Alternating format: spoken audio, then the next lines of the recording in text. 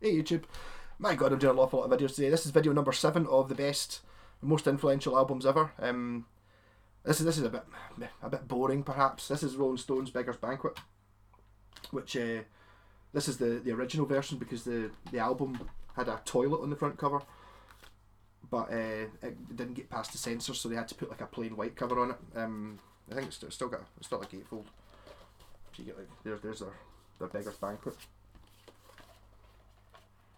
This has got 2 records in it, so I must have picked up a one that didn't. Oh, there's my original one there. Yeah. Okay, so that's my original record on the super thin floppy vinyl, which has got which was a digitally remastered reissue of it, which was my first version of it.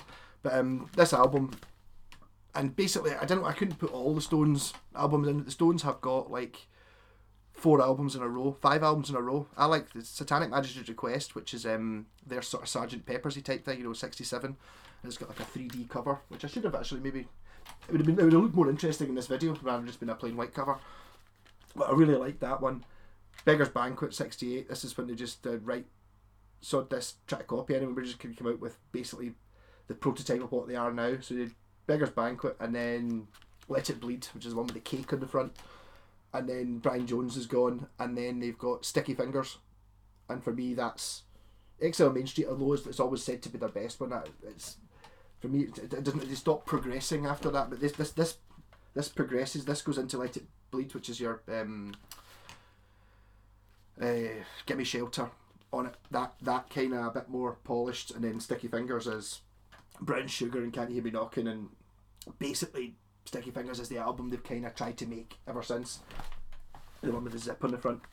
It's amazing, which again would have been a better one for this video rather than this plain white cover with RSVP written on it, which I'm not really sure what it means. But yeah, so it starts off with Sympathy for the Devil, which you'll know. Actually, a big difference in this was the records I had, or the one that's on Hot Rocks, the Sympathy, does not sound like the original mix. I think they probably sorted it since then, but when they digitally remastered it, it lost so much. They kind of took away all the really high frequencies. The Sympathy for the Devil on the original, it might even be mono versions that say on it anywhere. It might be the mono version I've got, depending on which record it was. But it's, I think if it's red, it's mono. Is that not right? I'm trying to find out what the opening is. No, it's a stereo one, but it's really, the guitar in it really bites.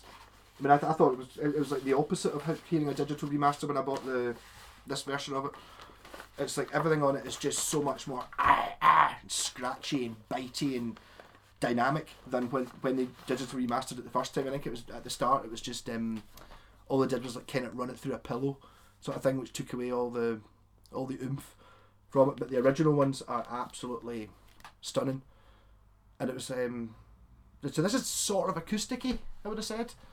I mean, this is a proper grown-up album. I don't think you need to like the Stones to get this. It's just like them at their peak. So you get Sympathy, No Expectations, it's a slow acoustic one. Dear Doctor, which is a sort of country comedy one.